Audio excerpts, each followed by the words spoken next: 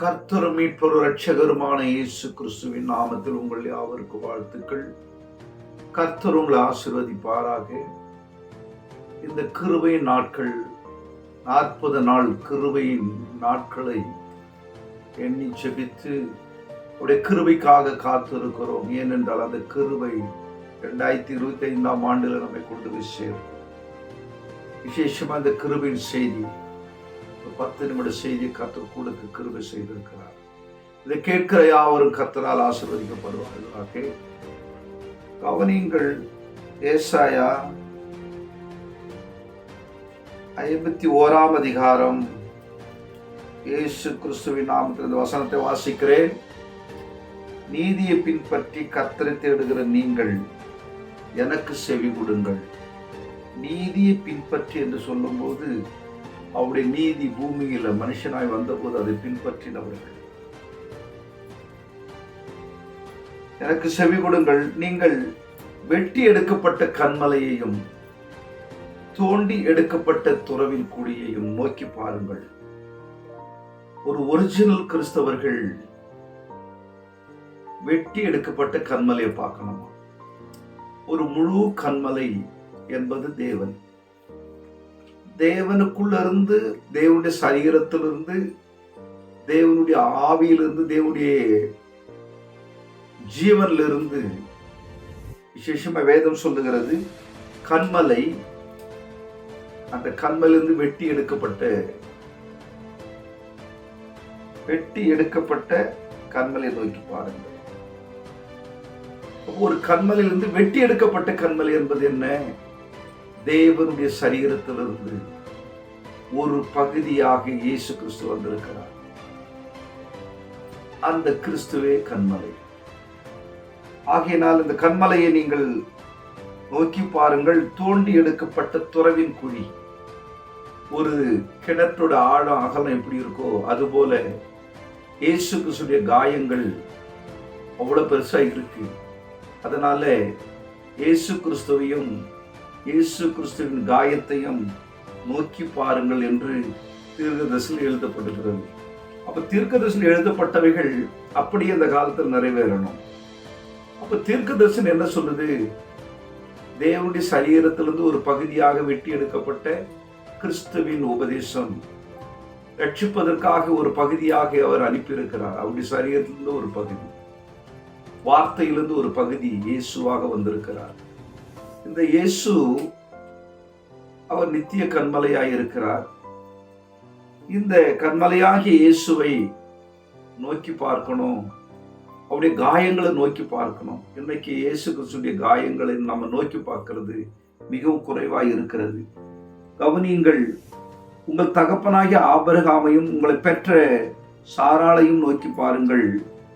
அவன் ஒருவனாய் இருக்கையில் நான் அவனை அழைத்து அவனை ஆசீர்வதித்து அவனை பெருக பண்ணினேன்.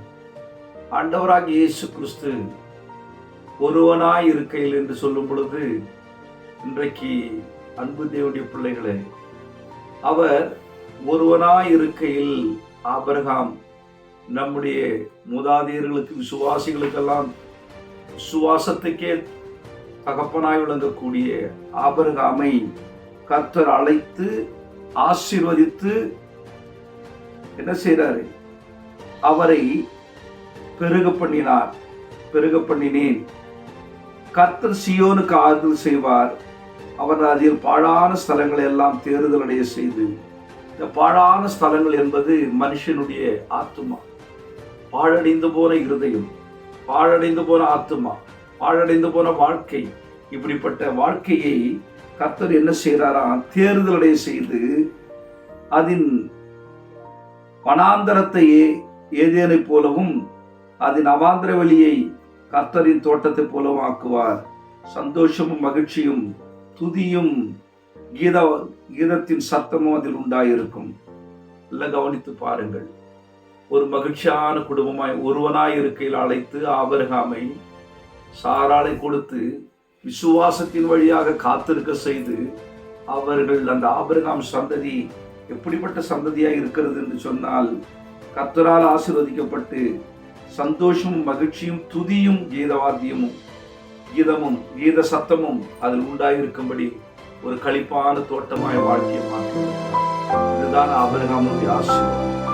ஏன்னா தீர்க்கதரிசி சொல்லப்படுகிறது, வெட்டி எடுக்கப்பட்ட கன்மலை என்று சொன்னால் கன்மலையிலிருந்து ஒரு பகுதியாக இயேசு இந்த பூமிக்கு வந்திருக்கிறார். அவர் மரித்து உயிர்த்தெழுந்த அந்த கன்மலை வெட்டி எடுக்கப்பட்ட பகுதியில போய் ஜாயிண்ட் ஆன உடனே ஒரே கர்த்தராய் ஒரே கன்மலையாய் மாறிவிடுகிறார். அன்பு தேவனுடைய பிள்ளைகளே, இந்த தத்துவத்தை சொல்லும் போது ஆண்டவராய் இயேசு கிறிஸ்து கேட்கிறவங்களை ஆசீர்வதிப்பார். ஆபிரகாமை ஆசீர்வதித்த தேவன் நமக்கு எதிர்காலங்களிலே தேவன் திட்டமிட்டபடி சீயோனுக்கு ஆறுதல் செய்து பாழான இடங்களை எடுத்து கட்டுவார். இந்த செய்தி கேட்கிற அன்பு தேவனுடைய பிள்ளையே, உடைய இருதயம் பாழாய் கிடக்கிறதா? உடைய குடும்ப வாழ்க்கை பாழாய் கிடக்கிறதா? உங்களுடைய ஆத்மா பாழாய் கிடக்கிறதா? நிச்சயமாய் இந்த வெட்டி எடுக்கப்பட்ட கன்மலை நோக்கி பாருங்கள். அந்த தோண்டி எடுக்கப்பட்ட துறவின் குழியை போல இருக்கக்கூடிய காயங்களை நோக்கி பாருங்கள். நிச்சயமாய் ரட்சிக்கப்படுவீர்கள். கர்த்தர் உங்களை ஆசீர்வதிப்பாராக. மகா பரிசுத்தமுள்ள நல்ல ஆண்டவரே, உங்க நன்றியோடு துதிக்கும். இந்த செய்தி கேட்ட ஒவ்வொரு பிள்ளைகளையும் ஆசீர்வதியும். உங்களுடைய நாம மகிப்பட கரம் பிடித்து நடத்தும். ஏசப்பா, அந்த செய்தி கேட்கிற ஒவ்வொருவருக்கும் ஆறுதல் செய்து ஆபிரகாம் குடும்பத்தை எப்படி கட்டி எழுப்பி சாட்சியை நிறுத்தினீரோ அதுபோல அந்த செய்தி கேட்கிற பிள்ளைகள் எல்லாம் சாட்சியை நிறுத்தும். ஆசீர்வதியும், பலப்படுத்தும். எங்க தேசத்துக்கும் மக்களுக்கும் சமாதானத்தை கட்டளிடும். உண்மை நம்புகிற ஒருவர் மேலும் குற்ற சுமராதபடி பாதுகாத்துக் கொள்ளும். இயேசுவே, சர்வத்தையும் ஆளுகிறவர் நீர் என்பதை நாங்கள் விசுவாசிக்கிறோம். உம்முடைய ஆளுகையின் கீழாக இந்த உலகம் இருக்கிறது என்பதை விசுவாசிக்கிறோம். தேவனாகிய கர்த்தர் இரக்கம் செய்யும், ஆசீர்வதியும், பலப்படுத்தும். உண்மை நம்புகிறவர் ஒருவரையும் கைவிடாதீங்கப்பா. நாங்கள் ஜெபிக்க கடமைப்பட்ட அன்பு தேவனுடைய தாசர்கள், பரிசுத்தவான்கள், விசுவாசிகள், ஆண்டவரே கர்த்தருடைய பிள்ளைகள், ஆண்டவரே உடற்பிறந்த சகோதர சகோதரிகள், இனஜன பந்துக்கள், எங்க தேசத்தின் மக்கள், எங்கள் மாநிலத்தின் மக்கள் எல்லாரையும் ஆசீர்வதியும். இயேசுவின் நாமத்தில் பிதாவே, ஆமென்.